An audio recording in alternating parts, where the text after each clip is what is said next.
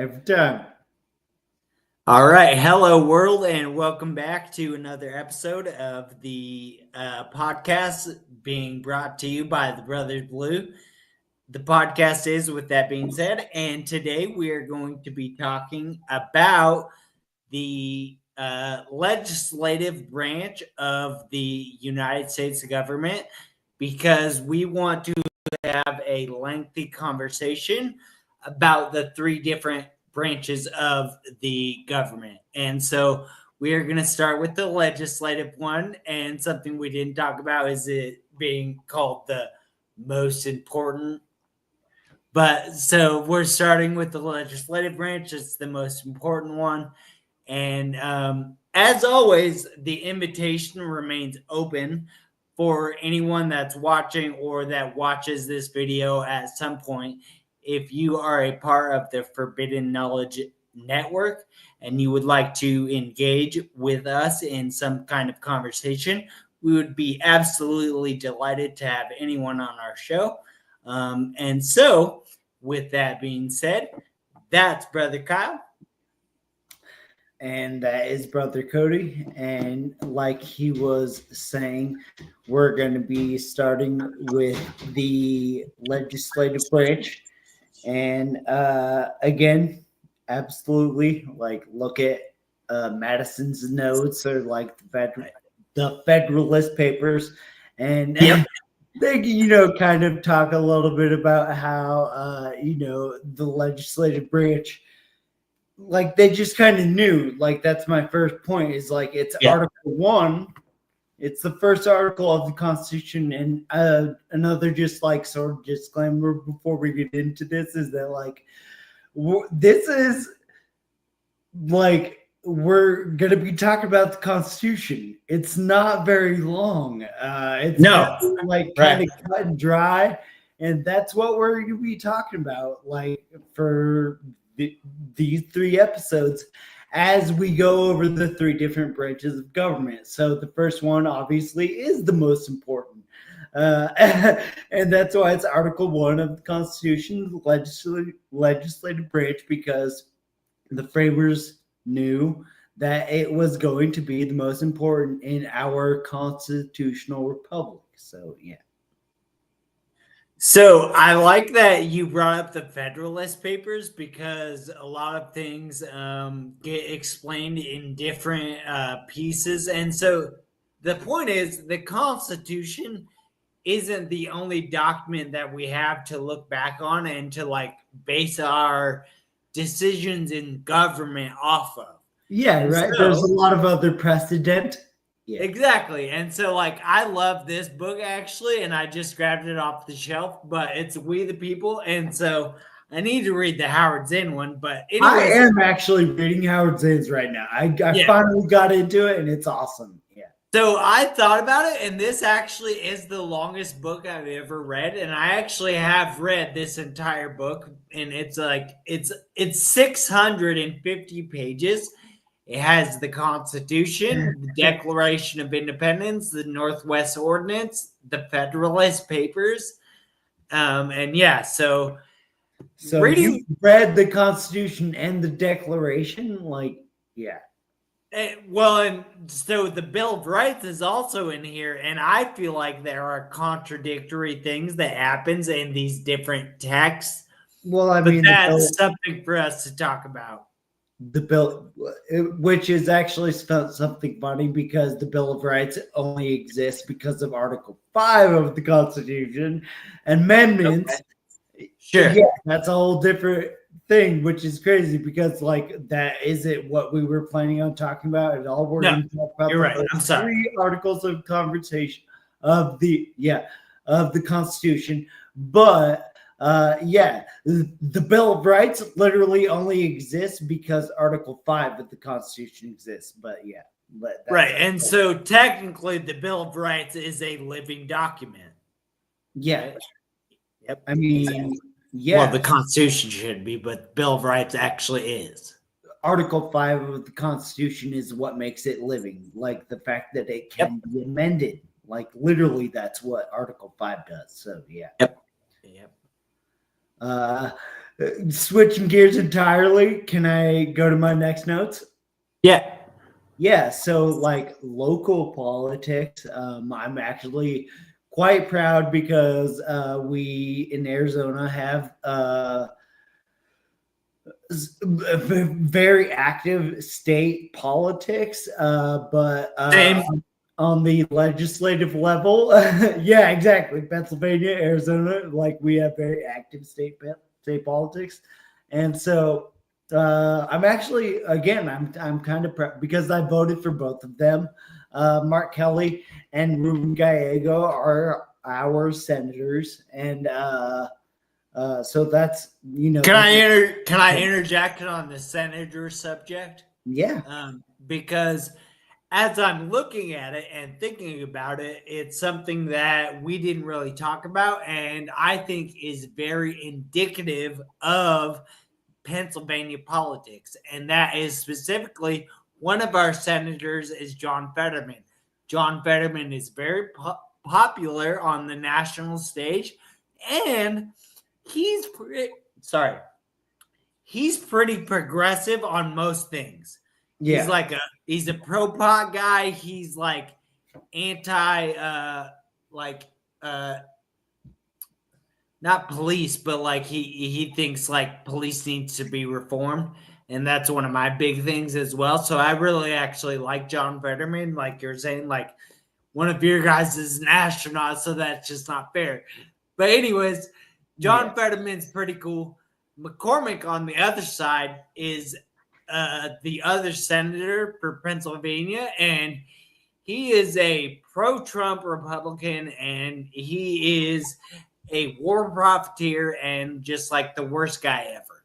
So Cool. I think that is indicative of Pennsylvania politics, and Yeah. also shows you why Pennsylvania gave half of our Senate to Trump through McCormick, and we gave the presidency to him because this state mattered more than most, and they elected him. I Yeah. hate it. And so this is just a random tidbit, but like while we're on the topic, the swing states like yours and mine, he won marginally.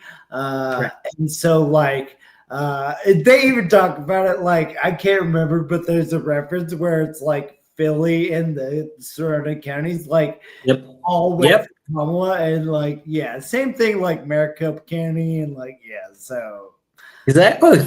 yeah, so Right. the people have been making or people have been making a lot of arguments about the counties, and it's like I think maybe you need to take a deeper look at that. Yeah. No, and that's my thing is like the counties that in Pennsylvania that you knew were gonna go for Kamala went for Kamala. Like that thing is like Allegheny County went blue, Bucks County went blue, the counties in Philadelphia went blue, and the Yeah. two counties in Pittsburgh that mattered went blue. And so it's such a small semantical argument, and it all comes down to the electoral college, which we've also talked about. So yeah, let's not. Yeah, we probably shouldn't get into that one. Right, exactly. Electoral college. Right. I just want So to, for a second, talk about my rep or like, yeah, the district rep. Yeah. Yep.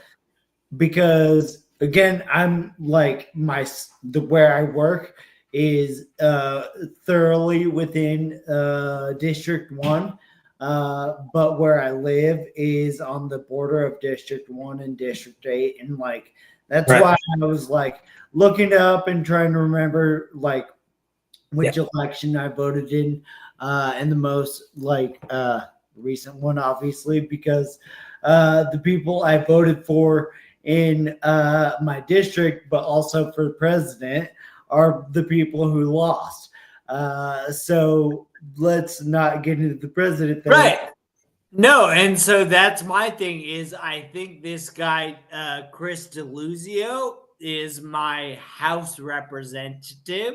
Yeah. And I probably voted for him when I voted for Kamala, and I voted for the person running against McCormick. That's the thing is Exactly. yeah, exactly, right? It's kind of similar, but not really, because what I was saying is like my local rep is the Republican who won, and Donald Trump. Like I voted for the president who lost, and I voted for the local rep who lost. Yep. And Again, for me, it was out for for the me. election. Most recently, we talked about that, but And for the me, it was election, president and senate. Shut up. Ruben Gallego ran against Carrie Lake. Most So recently, so that for that I voted in, and I also voted in the election where my local rep, uh, or the district one, went again to the incumbent David Schweiker. And I remember specifically voting for his opponent, Amish Shah, the right, Democrat. So again, exactly. like the president I voted for and my local rep that I voted for lost, but my senators won, or my senator won. Yeah. See, and I don't know who it was that I voted for. I just know that I voted for not McCormick. Yeah. Uh, uh, And for you, it was the house that you lost. And for me, it was the Senate. yeah. Well, and I actually, We both lost the presidency. it's only because the dude, seriously, like Ruben Gallego ran against Carrie Lake. Do you know who Carrie? Have you maybe heard of her? Yeah. I don't care. Okay. So I'm actually really excited to get to know Chris DeLuzio because, as you were saying, and so yeah, this guy looks extremely young. He's an Iraq War veteran, so obviously he's not that old. But yeah, he is my district representative, and I don't know so much that it was a border thing for me that I was like confused about who is my district representative, because for me it wasn't 1 and 2, it was 12 and 17. I said And 1 and 8. oh yeah, okay. So yeah, it is weird. Yeah, and it's like this congressional district borders with this one, and they're like 10 digits away. Yeah, sorry, that just doesn't make sense to me. Well, what's weird is like I live in one, and I'm pretty sure where I lived previously, Mojave County is 2, which is weird. But I live next to 8, so yeah, that goes into the gerrymandering thing. Like that isn't Right, in yep. our notes at all, but like that's a freaking nightmare. Yeah. The drawing lines of congressional districts is something that we have not talked about, or is not in our notes. And it's something that I love your reaction, because that's what it is. It's so absurd. It's so stupid. It makes no sense. Well, and it happens like everywhere. Like Yeah, it's exactly. crazy. Yep. Yeah. Yep. So, well, and also like this is one of the truly bipartisan things is that like both parties do it. Like, yeah. So let's move on. But again, I will reiterate, I'm actually really excited to find out more about my congressional House member, Chris DeLuzio, because I'm not going to screen share right now, but like he's young and Well, we need young people in Congress. what I wanted to say about my district is that like it was blue before, like it was held by a Democrat before, and like it kind of goes back and forth. And we currently have 2 Democrat senators, and so like just trending, I kind of like the way Arizona's going, but like that's just like me voting and doing what I can. So that's what's funny is I know my previous guy, and that's the thing is like I could tell you this. It was Josh Shapiro, and Josh Shapiro was the representative for Allegheny and Butler County, and he was Democrat. And I liked everything he did except for him and the governor, the guy that you mentioned. Off camera, I forgot his name. There's also Shapiro. I'm sorry, are you getting it mixed up here? Definitely not. The House rep is definitely Josh Shapiro. The governor of Pennsylvania's last name is Shapiro. I can't remember. You can look it up right now. Like, please do. But like, yeah, hilarious kind of that you don't know your own governor's my own governor. Yeah, because it is Josh Shapiro. So was he formerly a member of the House? Maybe, and that would make sense. That would make perfect sense. Like, yeah. Oh, that actually goes into. Oh, yeah, and that's what. Yep. Sorry. Go ahead. No, a point that I want to kind of make, like, organically, is that like there are so many people who have been good presidents that are, in my opinion, have done so good because they were previously senators and they know how to work with the legislative branch. Like, right. So let's segue that into literally your next note, which is the exact thing that you're saying. Some of the best presidents have come from the Senate. And so John Kennedy was a senator. And that's what I want to look up is what did John Kennedy and Barack Obama do in the Senate that is noteworthy, because I am a big fan of both of those dudes. Yeah, I'm sorry. You have Johnson. I don't know. You have Johnson in there as well, and I just don't know as much about him. So. Well, I know more about what they did as presidents. But yes, exactly. Right. Yeah, you're right. Like, I would like to know that is a good point of research. Like what they did as senators. Yep. I thought you might have an idea. Sorry. No, I don't. Not even a little bit, which is funny because, I've been going through the list of presidents up here recently, and like, I should probably know more about what they did other than like their careers as president. Yeah, and so that's the thing. I don't disagree with you because the idea is like that. Well, as a history guy, you should probably know not. And so, like, that's the thing is like you can say the presidents in order.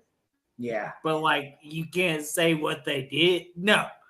Like, what did Obama do in the Senate? You know, no, and so what's actually really bad is like there are a few presidents where it's like I know a lot about what they did, except maybe not in the Senate. Like I know a lot about Ronald Reagan and like what he did, but he never served in the Senate. You might not know that, but yeah, he never served in the Senate. So right, but he was a governor, right? Yeah, he was governor and an actor before. Like that's the thing. Like he was an actor and then a governor. So Arnold Schwarzenegger. There are a few presidents where I know a lot about like everything else that they did. So you have a single note that says the filibuster, and I'll just hijack that one for a second because we can talk about Strom Thurmond, but Cory Booker just beat Strom Thurmond, and Cory Booker did 25 hours on the floor.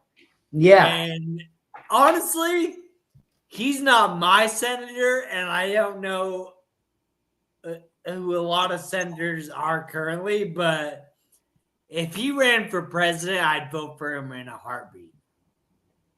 Yeah, I love Cory Booker, but this is what sucks supplantically is that I had to kind of look up like what a filibuster is, and the real like idea behind filibuster is not just like a long speech, which is basically what that was. A filibuster is supposed to specifically aim to block a certain piece of legislation or just stop a vote on something. Like, yeah.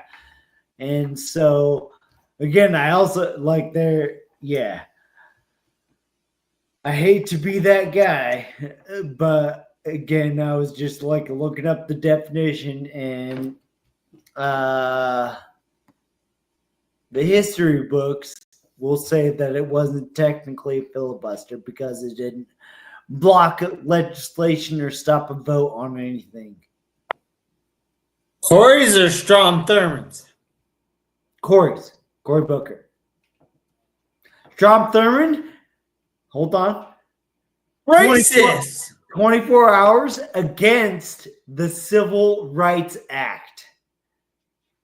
So that's I honestly kind of feel like that maybe is a symbolic flex by Cory Booker being like, this isn't going after the Civil Rights Act or like a specific, yeah. I don't know, maybe, yeah. Symbolic flex, and by that I mean whipping my dick out and slapping Strom Thurmond in his racist face. Yeah, exactly. How are you going to filibuster the Civil Rights Act for 24 hours? We literally off camera were asking each other what are positive things that have come out of Congress. And you said the Social Security Act, which is a good example. But the Civil Rights Act is one that we did not say and is like, boom. Well, Perfect okay, so example. this is a point that maybe we can make a whole video about is political realignment, and I get really pissed off that people act like the Democratic Party hasn't been through like 7 different shifts since we were like the party of slavery and the KKK. Right. Well, so this is the thing is like literally Strom Thurmond filibustered the Civil Rights Act, and then LBJ signed it. Those are two Democrats within the same decade of each other. And oh, fuck, dude. Yes, Strom, not even like very far within the same. So Strom Thurmond was a Democrat, which is insane. Yeah. Literally tried to start a new party called the Dixiecrats. And this, again, it's like, how do you deny the party switch? Like, yeah, it's just crazy. They just don't fucking get it. Yeah. Or like apply logic to things. So, all right. What do you got next? Yeah, the filibuster is a good one.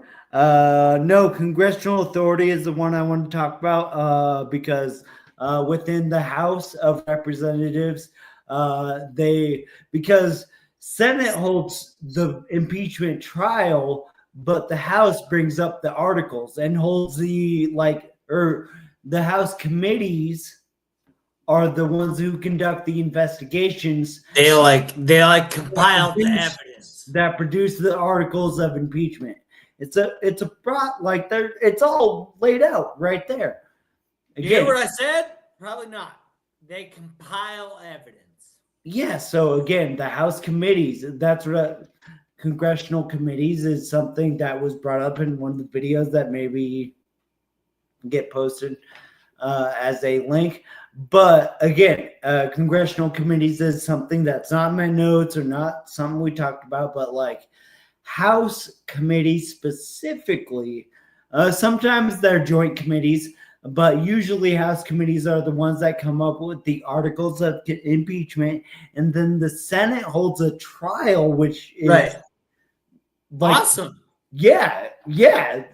So this is why I say that is because that's why I think our lawmaking process is awesome and that's it even says it in one of the fucking videos is economic policy has to start in the House and then it goes to the Senate, and then if the Senate finds nothing wrong with it, they pass it. Yeah. And then if they don't, they edit it and send it back to the House. Well, that's the other authority power I was talking about with their have written down with the House is the power of the purse is what it's called. And there are literally members in the House right now saying Trump cannot unilaterally implement tariffs. That affects the budget. That directly got it. It affects budget. And so like he just constitutionally cannot do that. Sucks. So, right. Tariffs need to be passed. Like through, that's all there is to it. It's part of the budget. Holy Smoot Tariff Act. Okay, so we'll get into that in a second. Yeah. No. That was all I was saying is also treaty ratification, which is weird because like treaties like don't really exist anymore. Yeah. But in one of the videos that I hope you post, he is like, I would ratify that treaty. And he says the Treaty of Versailles is what he's talking about. Yeah, well, obviously, like that's the obvious one, but the way he says it is like just great. Yeah, but that's the one he's talking about, also. So, dude, the Treaty of Versailles, arguably, like that's the thing. Is like FDR is like, if we had signed that, there's a good chance World War II doesn't happen. So yeah, League of Nations. We were like, hey. Cool, good idea. And that's the other bad thing is like Wilson was the worst, but also he was, he did some good things. Yeah, that's what's fucking terrible. It's like he as a person, I think, was terrible. Oh yeah, he actually did some okay things. But no, we're gonna do a whole thing on the executive branch, so we'll get to that. We'll get to that later. All right. Unless, can we go on to my shit? Yes, please. Sorry, please. So, yeah. And so the point is, and that's what I'll start with, is that my ending point is no one's ever going to vote to limit their own power. And so when it comes to term limits, it would have to be passed through Congress. And Congress is not going to say, hey, I don't want fucking Mitch McConnell to be in the Senate after 6 fucking decades. So I was also thinking about that philosophically. Like, that's a really good point because, like, think about this.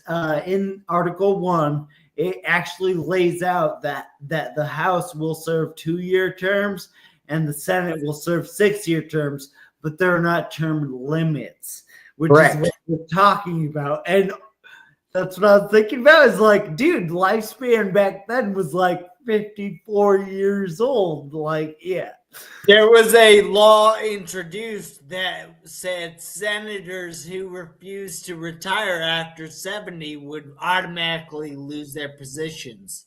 Wait, there was? Yep. Oh. Well, yeah, that goes into the point is to like, why would they vote on that? Or So because I think that's I think that's something that happened for a short period of time and then it just went away, or I don't know. Yeah, we'll have to do more research into that because that is and like you've talked about that, or like I think which is another weird bipartisan thing is I think Ted Cruz and AOC sort of partnered on a like push for term limit, a bill for term limits. Cool. We'll have to do some research. Because Ted Cruz is like the opposite of that because like he's probably going to be in American politics for a long time. Unfortunately. Fortunately, AOC probably will be too. Yeah. So because I don't want to skip it, I actually want to say the other point that I was making about the other point that I wanted to bring up about term limits.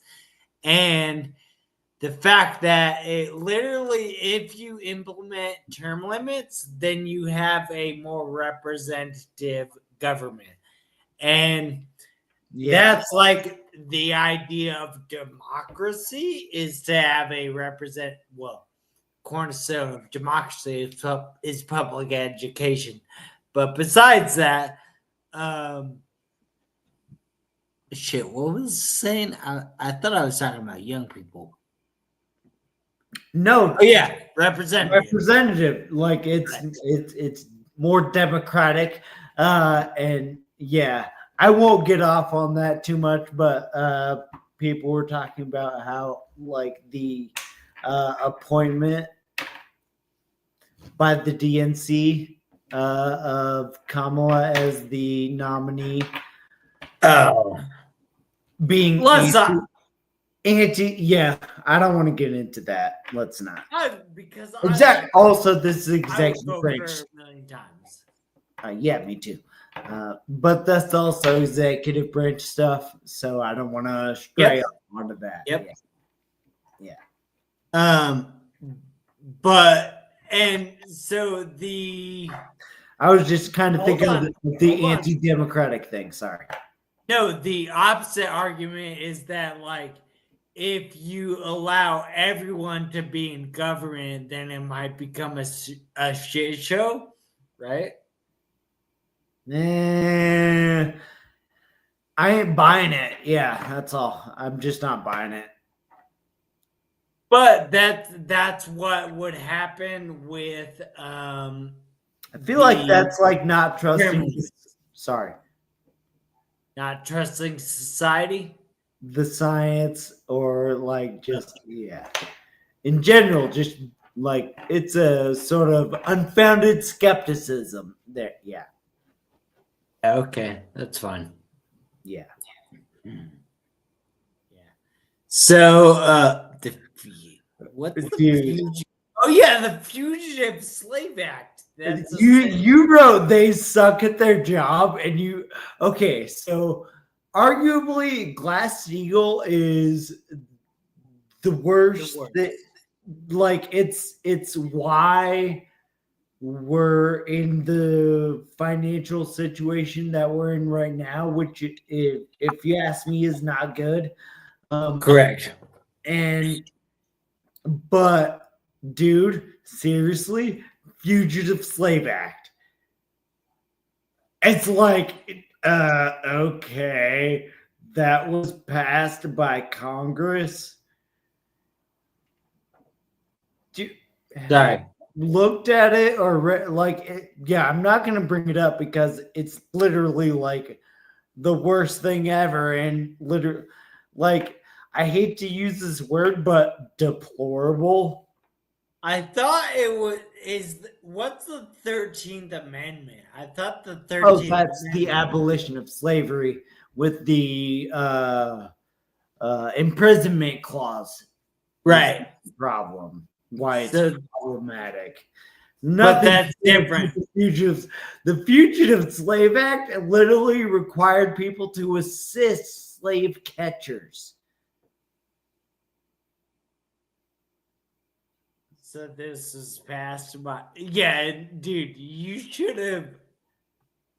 Sorry, you should have talked to me about adding this to my note, because I guess. No, I have Citizens United and Glass-Steagall. Yeah. And then you have the Fugitive Slave Act. Come on, man. I covered a thing today in my class called the Chinese Exclusion Act. Come on. Yeah, so... Yeah. So, hold on. Right. Maybe we should have delved into this a little further.